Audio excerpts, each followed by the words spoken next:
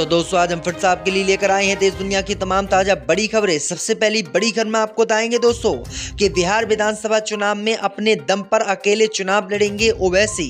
Rajad Congress party से गठबंधन करने से किया इनकार।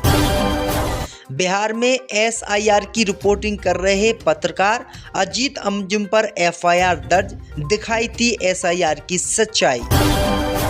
डोनाल्ड ट्रंप ने फिर लिया भारत पाकिस्तान सीज फायर का क्रेडिट, बोले मैं नहीं रोकता तो एक हफ्ते में दोनों देशों में हो जाता परमाणु युद्ध।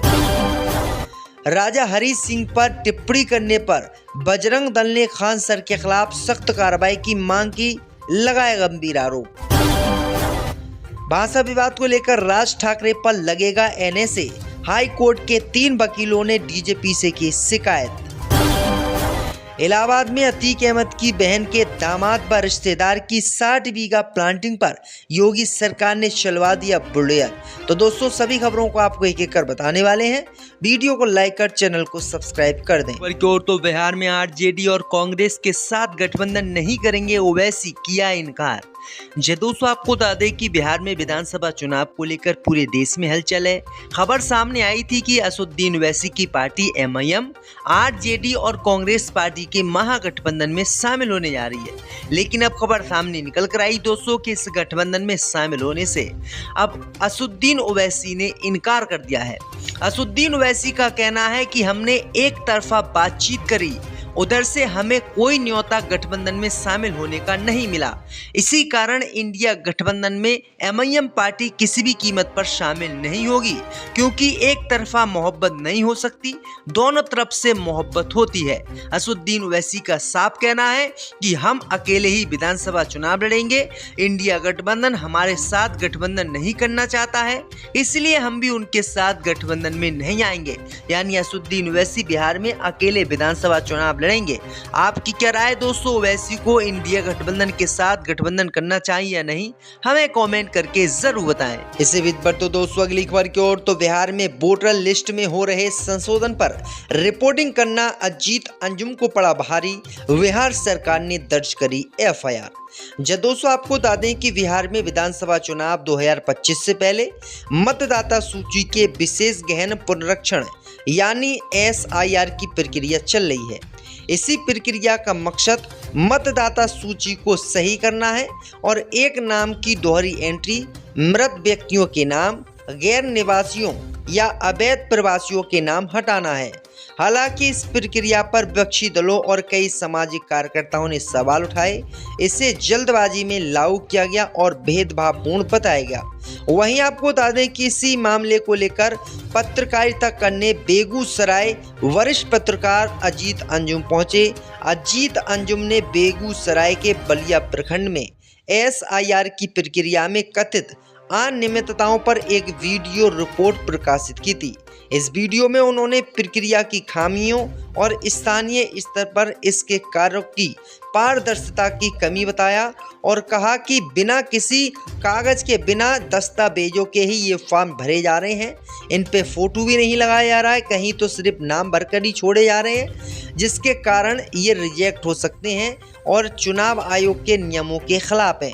ये रिपोर्ट करने पर अब वरिष्ठ पत्रकार अजीत अंजुम पर एफआईआर दर्ज हो गई है और बिहार सरकार उनके पीछे पड़ गई है। तो ये बड़ी अपडेट आ रही है दोस्तों। इसी बीच पर तो दोस्तों अगली खबर की ओर, तो डोनाल्ड ट्रंप ने फिर लिया भारत पाक सीज फायर का क्रेडिट, कहा मैं नहीं रोकता तो एक हफ्ते में परमाणु युद्ध हो जाता।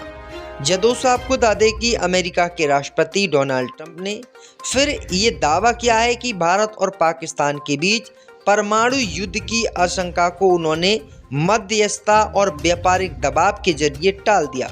ट्रंप ने कहा कि अगर उन्होंने हस्तक्षेप नहीं किया होता तो एक हफ्ते के भीतर दोनों देशों के बीच परमाणु संघर्ष शुरू हो सकता था। ये बयान उन्होंने ओवल ऑफिस में नाटो महासचिव मार्क रूटे के साथ बैठक के दौरान किया। उन्होंने कहा कि हम युद्ध सुलझाने में काफ़ी सफल रहे।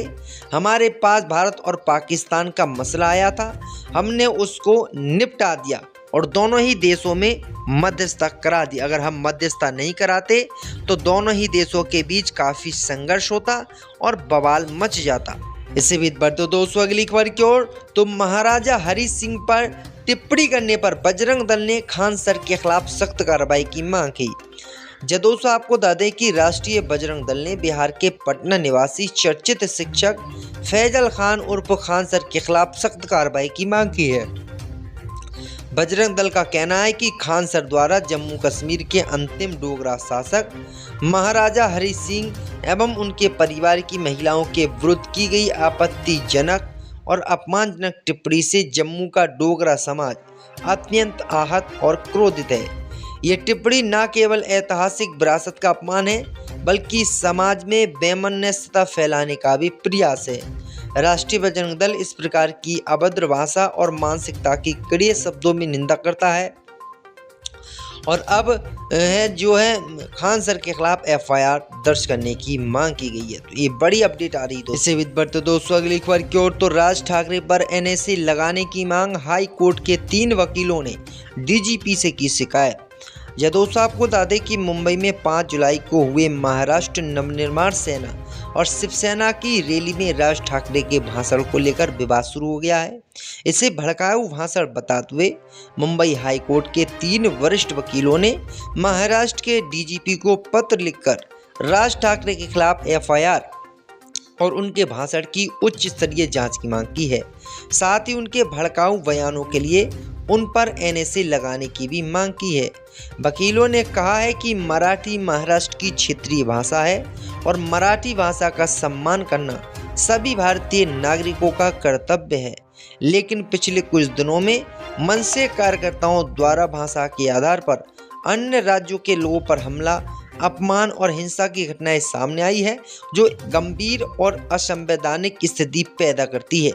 इसलिए राज ठाकरे पर एनएसी लगाया जाए और उसे जेल में घेरा जाए। इससे भी बढ़ते दोस्तों अगली खबर की ओर, तो इलाहाबाद में अतीक अहमद की बहन के दामाद व रिश्तेदार की 60 बीघा प्लाटिंग पर चला बुलडोजर। दोस्तों आपको बता दें कि अतीक अहमद की बहन के दामाद खालिद जफर और रिश्तेदार जानू द्वारा बिना लेआउट पास कराए देवघाट, भीटी, सिलना आदि स्थानों पर की गई करीब 60 बीघा प्लांटिंग को पीडीए ने ध्वस्त कर दिया है। साथ ही स्थानीय थानों में आरोपियों के खिलाफ तहरीर दी है। अतीक की बहन का दामाद खालिद जफर उमेश पाल हत्याकांड का आरोपी है। ईडी का छापा भी उसके यहां पड़ चुका है। पुलिस रिकॉर्ड में वह 2 वर्ष से फरार है। इसके बावजूद बड़े पैमाने पर पुरा मुफ्ती, एयरपोर्ट और धूमनगंज, भीटी में उसकी प्लांटिंग चल रही है। इससे पीडीए अफसरों की भूमिका पर भी सवाल उठ रहे हैं। ग्रामीणों का आरोप है कि रावतपुर, दानूपुर, सलहापुर, सिलना, भीटी आदि स्थानों पर अवैध प्लांटिंग पीडीए अफसरों की सांठगांठ से की गई है। तो ये बड़ी अपडेट आ रही है दोस्तों। इससे भी बढ़ते दोस्तों अगली खबर की ओर, तो मराठी विवाद के बीच पंजाब में गांव वालों ने प्रवासियों से प्रदेश छोड़कर अपने यहां जाने की अपील की। दोस्तों आपको बता दें कि महाराष्ट्र में मराठी भाषा को लेकर चल रहे विवाद के बीच अब पंजाब से ही ऐसा मामला सामने आया है। दरअसल आपको बता दें कि पंजाब के गाँव में अब इस तरह के अभियान चलाए जा रहे हैं। दरअसल आपको बता दें कि पंजाब के गांव से एक अजीब घटना सामने आई है। यहां गांव वाले और सरपंच ने मिलकर बाहर से आए लोगों को अपने यहां से निकालने का ऐलान किया है।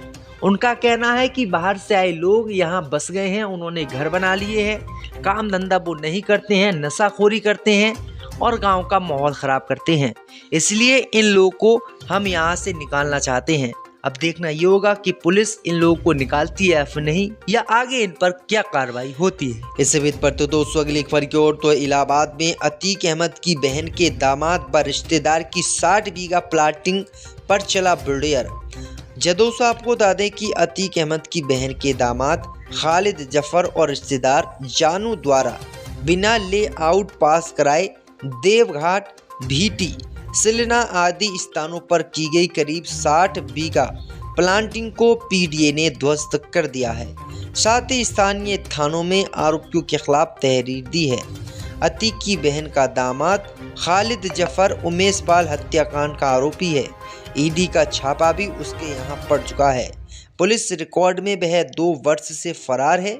इसके बावजूद बड़े पैमाने पर पुरा मुफ्ती एयरपोर्ट और धूमनगंज भीटी में उसकी प्लांटिंग चल रही है। इससे पीडीए अफसरों की भूमिका पर भी सवाल उठ रहे हैं। ग्रामीणों का आरोप है कि रावत